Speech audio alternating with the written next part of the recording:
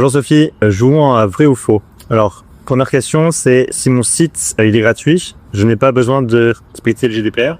Alors c'est faux, même si le site est gratuit, en fait il y a de la collecte de données, il y a des traitements de données et donc il faut respecter le GDPR ou le RGPD en français.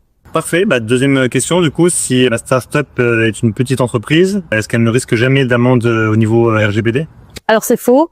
Toute entreprise qui respecte pas le RGPD pourrait avoir une amende en cas de contrôle, mais l'amende sera au prorata de son chiffre d'affaires. Et du coup, si je mets « nous ne sommes pas responsables dans les conditions générales d'utilisation de mon application, de mon site », est-ce que ça me protège juridiquement?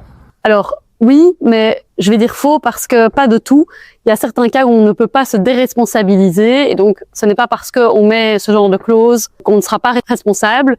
Par exemple, en cas de faute grave, si on a fait une faute grave ou une faute intentionnelle, eh bien ça, ce sont des cas où on ne peut pas se décharger de sa responsabilité. Et du coup, dans le cadre où j'ai des serveurs que j'ai hébergés en dehors de l'Union européenne, est-ce que ça me décharge en quelque sorte du GDPR?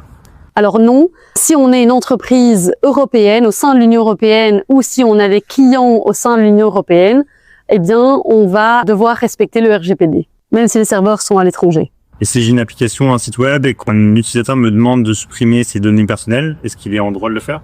Alors oui, il est en droit, mais je vais répondre faux parce que dans certains cas, on va devoir quand même garder les données, par exemple pour des obligations légales, comptables, et également si l'utilisateur continue à utiliser le service, eh bien on doit garder évidemment ces données, on ne peut pas les supprimer s'il veut pouvoir continuer à accéder à l'application par exemple.